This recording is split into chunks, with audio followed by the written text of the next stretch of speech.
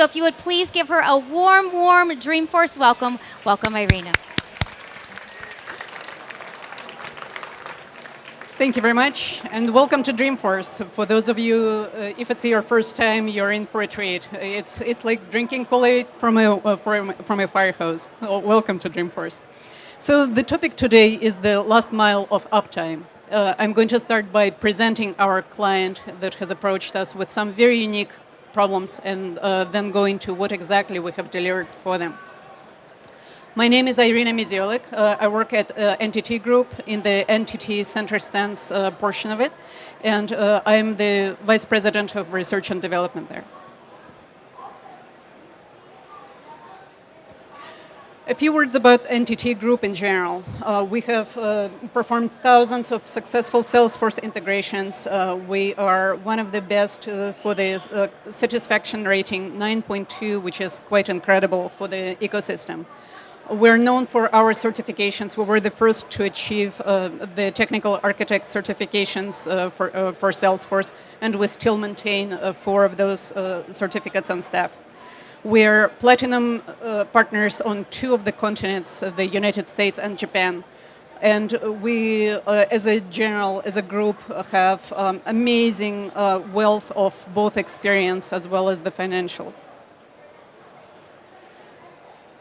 We have 525 years of combined experience in CRM, which is something that is difficult to think about. It predates a lot of the things that have happened in the United States. If you put all of those implementations together, that's quite something. All right. So introducing the client. The client is Language Line. A Language Line is in a very unique position. What they provide is the translation services for the customers. A lot of their customers are hospitals or perhaps emergency services. They also do a lot of work with the government, such as 911. So whenever there is a fire or some other emergency, a person may call 911 and say, help. That person may or may not speak English. What happens then? That's where the Language Line comes in. They provide services in 170 languages, which is quite a bit. So the situation might go like this. There is a distress call on 911. Mam ból w piersi. The gal at 911 says, I have no idea what you're saying. Let me get you some help. That sounds like Russian. So she translates to the Russian interpreter. The Russian interpreter says, no. In Russian, that would be «У меня болит в груди». That's not Russian. It's Polish. So she transfers over to the Polish translator, and he says, yep, that's Polish, you've got it. You can imagine with some other languages it might be even more difficult, with some languages like Basque languages or some of the clicking languages of Africa. It might take quite a few routes to get to the right language. LLS approached us with some unique challenges. They had a multitude of legacy systems. They have gone through acquisitions and acquired a lot of the systems through that. They had backend systems with multiple integrations. They had phone systems that they needed to integrate with. The system needed to be high availability. They also had skills-based routing that was required. Salesforce, of course. Salesforce to the rescue. What could be better positioned for all of this? It has amazing features and functionality, including routing and so forth. It is 99.9% uptime. You know, that's better than a lot of the on-premise systems. It has all the certifications that are required for HIPAA compliance for any of the specific certifications that are required. But wait, there are maintenance windows. LLS is under contract with the government to provide 24/7 uptime because services like 911 cannot wait for the system to come up. So what did we do? We installed we procured 2 instances of Salesforce that were on different pods. So that meant that while the maintenance window was happening on one pod, the other pod was still staying up.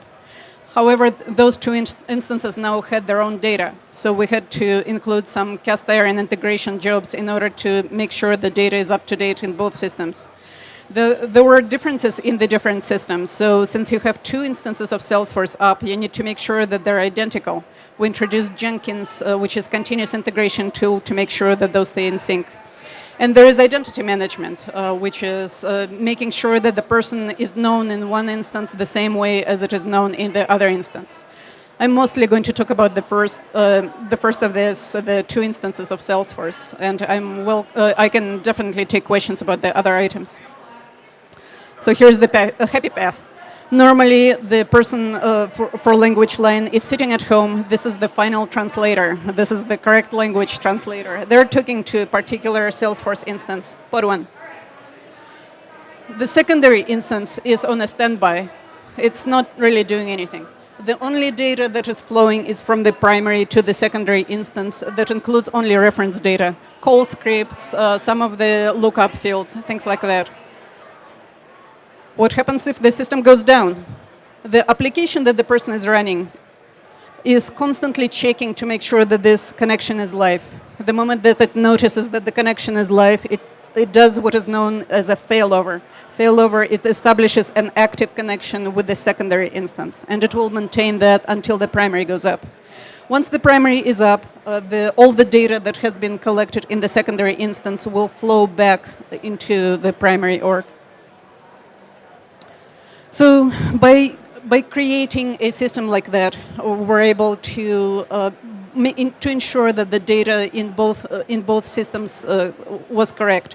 The primary pod was always had all the transaction data that was the superset of everything, with the secondary instance providing additional information. The system was architected so that it always would save no matter what is happening. And then through a system of triggers and so forth, it would ensure that the data gets assembled correctly in the primary instance. And all those call routing and so forth were all connected together.